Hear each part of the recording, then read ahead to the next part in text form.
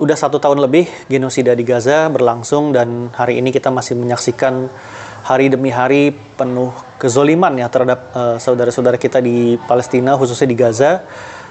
Alhamdulillahnya situasi di Indonesia saat ini mendukung Palestina itu menjadi suatu yang sangat umum gitu ya, baik dari pemerintah seperti dari mantan Menteri Luar Negeri Retno Marsudi, kemudian dari sisi masyarakat juga sama, berbagai ormas Islam bahkan dari luar agama Islam pun turut mendukung nasib orang-orang Palestina dan kemerdekaan Palestina. Nah, tapi kenapa sih dukungan terhadap Palestina itu begitu besar? Salah satunya kita bisa lihat dari sisi sejarah sebetulnya, bagaimana Palestina sebagai satu bangsa pada saat mereka belum merdeka, mereka sudah mendukung kemerdekaan Indonesia. Nah, disinilah kita akan coba lihat bagaimana dukungan Palestina kepada kemerdekaan Indonesia sangat berpengaruh, sehingga kita merasa punya kewajiban untuk membalas dukungan mereka dengan mendukung kemerdekaan Palestina saat ini.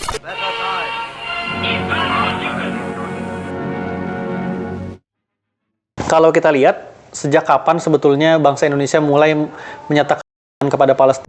Setidaknya di tahun 1929 sudah ada catatan bagaimana solidaritas keturunan Arab di Jawa Timur melakukan semacam aksi untuk mendukung orang-orang Palestina gitu. Kemudian ada juga pelajar Indonesia di Mesir di tahun 1930 yang dimuat oleh harian Jamiah Al-Arabiyah menyebutkan para pelajar Indonesia di Mesir melakukan aksi solidaritas dukungan kepada Palestina dengan merayakan Hari Isra Mi'raj sebagai Hari Palestina.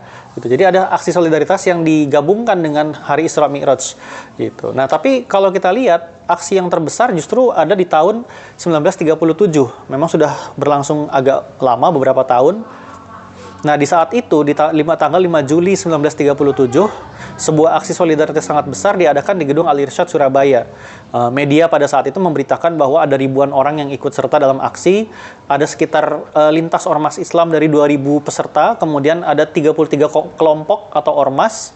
Dan yang paling menarik adalah kehadiran para tokoh-tokoh Islam di sana. Misalnya ada tokoh Wando Amisono dari Partai Syarikat Islam Indonesia mewakili sebagai Komite Palestina yang dibentuk oleh Partai Syarikat Islam Indonesia. Kemudian ada Kiai Haji Mas Mansur dari Muhammadiyah, dan ada juga Abdul Kahar Muzakir, salah satu founding fathers Indonesia yang menyusun dan terlibat dalam penyusunan Undang-Undang Dasar 1945 yang mewakili Partai Syarikat Islam Indonesia dan juga sekaligus seorang tokoh Muhammadiyah.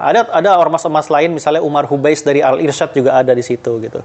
Nah, dari hasil aksi itu mereka kemudian mengadakan namanya petisi untuk Liga Bangsa-Bangsa. Kalau sekarang sebutnya PBB gitu ya, zaman dulu sebutnya Liga Bangsa-Bangsa, dan dikirim petisi itu ke Jenewa, dan satu petisi ditujukan kepada Mufti Palestina yaitu Mufti Amin Al-Husaini. Nah, ini menarik sekali. Sosok Amin Al-Husaini ini akan menjadi figur penting dalam dukungan kemerdekaan terhadap Indonesia.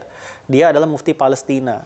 Nah, tapi balik kepada acara aksi tadi, harian The Indische Koran tahun bulan Juli 1937 memberitakan yang paling penting di highlight adalah aksi tersebut akhirnya pertama kalinya orang pribumi dan orang Arab, keturunan Arab maksudnya, bersatu dalam aksi demonstrasi gitu. Jadi mereka menunjukkan satu solidaritas atau ikatan yang kuat kepada Palestina. Nah, tadi kita sudah sebut soal Mufti Amin Al-Husaini, siapa sih orang ini gitu. Kalau kita lihat, Mufti Amin Al-Husaini ini adalah seorang tokoh ulama Palestina yang sejak awal menolak penjajahan Israel. Kemudian dia banyak terlibat dengan tokoh-tokoh Indonesia di sini, gitu. Jadi salah satu tokoh yang kita sebutkan tadi hadir dalam aksi di Surabaya adalah Abdul Kahar Muzakir. Nah, beliau ini adalah founding fathers Indonesia yang ketika masa pelajar dia kuliah di Kairo. Kemudian dia banyak terlibat dengan aksi-aksi solidaritas, aksi-aksi kepemudaan, dan salah satunya dia bersama Mufti Amin Al-Husaini menyelenggarakan semacam Kongres Muslimin Sedunia. Gitu. Kongres itu sendiri berlangsung di Baitul Maqdis tanggal 6 sampai 17 Desember 1931. Kongres ini diselenggarakan atas inisiatif Mufti Palestina Amin Al-Husaini. Kongres itu begitu besar sehingga ada sekitar 145 delegasi dari berbagai negeri kaum muslimin. Ada tokoh-tokoh seperti Muhammad Iqbal dari Pakistan, dia adalah founding fathers negara Pakistan. Kemudian ada Syekh Rashid Ridho, dia ulama dari Kairo yang sangat terkenal di Indonesia. Gitu. Kemudian adalah Abdullah Azam yang kemudian nanti akan menjadi Sekjen Liga Arab, dan banyak tokoh-tokoh Islam lainnya. Nah, menariknya di sini keterlibatan founding fathers Indonesia Abdul Kahar Muzakir bukan hanya sebagai delegasi, meskipun dia mewakili delegasi dari Indonesia atau dari negeri Melayu, katakanlah seperti itu ya. Dia turut menjadi sekretaris Kongres. di dalam acara tersebut. Ini artinya kedekatan antara Abdul Qahar Muzakir dan Syekh Amin Al-Husaini ini begitu dekat gitu. Sehingga tidak mengherankan kalau dalam momen-momen selanjutnya kedua tokoh ini sangat berpengaruh dan sangat saling terlibat gitu.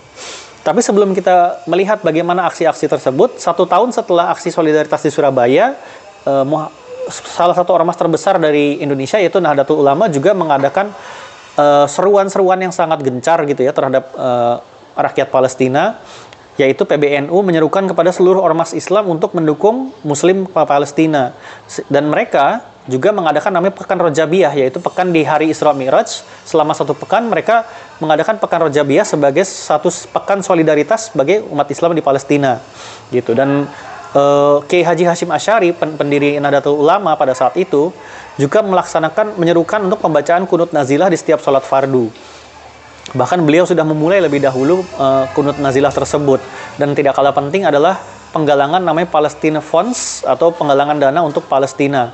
Nah, catatan itu bisa kita lihat dukungan itu dari dokumen-dokumen atau publikasi yang diterbitkan oleh Nahdlatul Ulama. Salah satunya misalnya berita NU, berita Nahdlatul Ulama di tanggal 1 September 1938. Di situ dimuat satu artikel tentang Palestina, bagaimana kemudian artikel itu menunjukkan bahwa perjuangan umat Islam di Palestina itu masih menunjukkan bahwa umat Islam masih mempunyai semangat perjuangan atau giroh atau spirit yang perjuangan yang harus ditiru oleh umat Islam di Indonesia. Mereka pun menyindir kalau orang tidak mau baca kunut nazilah terus mau ngapain lagi, masa baca kunut nazilah aja untuk umat Islam, nggak mau seperti itu. Nah, balik lagi, maka tidak mengherankan ketika ormas-ormas Islam ini mendukung kemerdekaan Palestina, dukungan ini pun akhirnya terdengar gitu sampai ke Palestina gitu.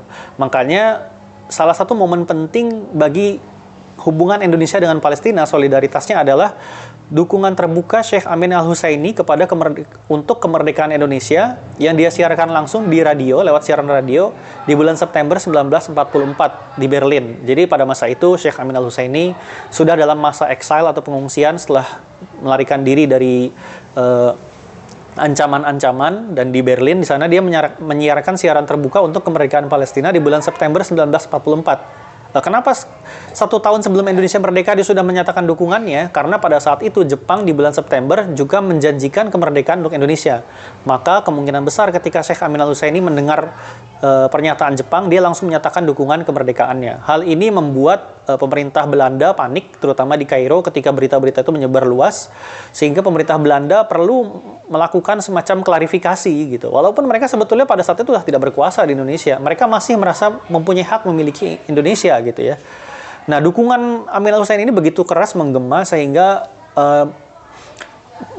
membangkitkan rasa solidaritas. Maka tidak heran pada saat itu ketika mendengar dukungan Syekh Amin Al-Husaini, Kiai Haji Hashim Asy'ari, Hadratus Syekh, pendiri Nahdlatul Ulama, juga sekaligus Ketua Dewan Syuro Masyumi, organisasi Muslim di Indonesia pada masa Jepang, langsung menyatakan dukungan telegram balasan kepada Syekh Amin Al-Husaini agar mendoakan kemerdekaan untuk Palestina. Jadi sini ada hubungan antara tokoh-tokoh Islam seperti Kiai Haji Hashim Asy'ari dengan Syekh Amin Al-Husaini untuk dukungan kemerdekaan Indonesia dan Palestina. Nah, ini menarik, dua negeri yang sama-sama belum merdeka saling menyatakan dukungannya lewat tokoh-tokohnya.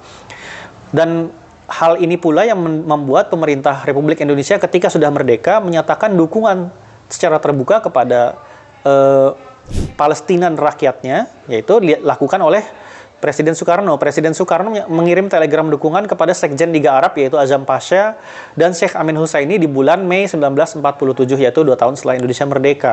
Gitu. Jadi sini kita bisa lihat bahwa hubungan Indonesia dan Palestina ini terjalin begitu erat sejak sama-sama belum merdeka, dan ketika Indonesia sudah merdeka, mereka juga dengan gencar menyatakan dukungan kepada Palestina. Maka kita tidak mengherankan kalau melihat Syekh Amin Al-Husaini begitu dihormati oleh para tokoh Indonesia, sehingga ketika resepsi pengakuan kemerdekaan Indonesia Mesir, beliau pun diundang. Di situ ada Haji Agus Salim, ada Muhammad Natsir kalau nggak salah, kemudian ada Syekh Amin Al-Husaini gitu, dan tokoh-tokoh Islam lainnya. Di sini sudah terjalin begitu erat hubungan antara tokoh Indonesia dengan tokoh Palestina yang diwakili oleh Syekh Amin Al-Husaini gitu. Kenapa sih bangsa Indonesia begitu gencar mendukung Palestina gitu kan? Itu kan menjadi pertanyaan. Selain karena balasan dukungan, juga karena solidaritas umat Islam atau ukhuwah Islamiyah. Tapi ada sisi lain gitu. Tokoh-tokoh Islam atau tokoh-tokoh Indonesia pada saat itu juga menganggap orang Palestina ini senasib, sepenanggungan. Kenapa? Mereka sama-sama dijajah. Maka tidak heran kalau Haji Agus Salim mengatakan bahwa apa yang terjadi di Palestina adalah pelanggaran terhadap hak orang Arab di sana. Perasaan kebangsaan mereka dilukai dan hak-hak sebangsa yang kena langgar itu oleh kekuasaan Inggris. Atau Muhammad Hatta bilang, soal Zionisme adalah soal imperialisme Inggris untuk menguasai tanah Arab di sana, sehingga Inggris bisa menancapkan kukunya di sana, kurang lebih kata-katanya seperti itu. Dan lebih tepatnya Muhammad Hatta mengatakan seperti ini tentang politik Zionisme. Soal tanah air Yahudi dijadikan pokok politik internasional oleh Inggris. Maka terjadilah persengketaan yang tidak berkeputusan antara orang Arab dan Yahudi di sana. Di situ Inggris dapat lagi melakukan politik divide et impera, memecah belah, sedangkan kaum Yahudi menjadi perkakasnya. Di sini kita bisa lihat bahwa Bung Hatta sejak jauh-jauh hari sudah melihat persoalan Palestina adalah persoalan kolonialisme. Persoalan Zionisme adalah persoalan kolonialisme. Bagaimana negara-negara imperialis seperti Inggris menancapkan kukunya di sana untuk memecah belah, sedangkan orang-orang Yahudi hanya menjadi toolsnya aja, ada perkakasnya aja gitu. Tapi ujung-ujungnya adalah soal imperialisme. Seperti itu. Dan Ruslan Abdul Ghani, seorang mantan Menteri Luar Negeri Indonesia, juga menyatakan tentang Zionisme. Pada hakikatnya, Zionisme adalah salah satu bentuk dan manifestasi dari nafsu untuk merampas tanah air bangsa lain. Ketika cara-cara yang teoritis dan kejam itu, Zionisme boleh dikatakan bentuk kolonialisme yang paling jahat zaman modern sekarang ini. Ini berbau rasialisme dan ia menyalahi agama Yahudi. Gitu. Nah, bagaimana kemudian dukungan Indonesia terhadap Palestina itu sendiri akhirnya menjelma menjadi sebuah dukungan yang jelas di Konferensi Asia Afrika tahun 1955. Pada saat itu, kalau teman-teman bisa melihat dalam sejarahnya, KAA itu didahului oleh Konferensi Kolombo dan Israel ditolak kehadirannya. Gitu. Jadi Israel dianggap tidak perlu diundang karena sebagai bentuk kolonialisme. Sedangkan Amin al-Husseini yang kita sebutkan tadi diundang menjadi sebagai peninjau atau observer di situ. Dan hasilnya resolusi untuk Palestina di Konferensi Asia Afrika adalah Asia Afrika mendeklarasikan dukungan untuk hak-hak orang Arab di Palestina. Mungkin itu dulu yang kita bisa sampaikan, bahwa bagaimana hubungan kedua negara ini terus berlanjut, kedua negeri ini terus berlanjut, meskipun Palestina belum merdeka, terus berlanjut hingga saat ini. Kita akan bahas mungkin di kesempatan berikutnya. Terima kasih yang sudah menyimak. Assalamualaikum warahmatullahi wabarakatuh.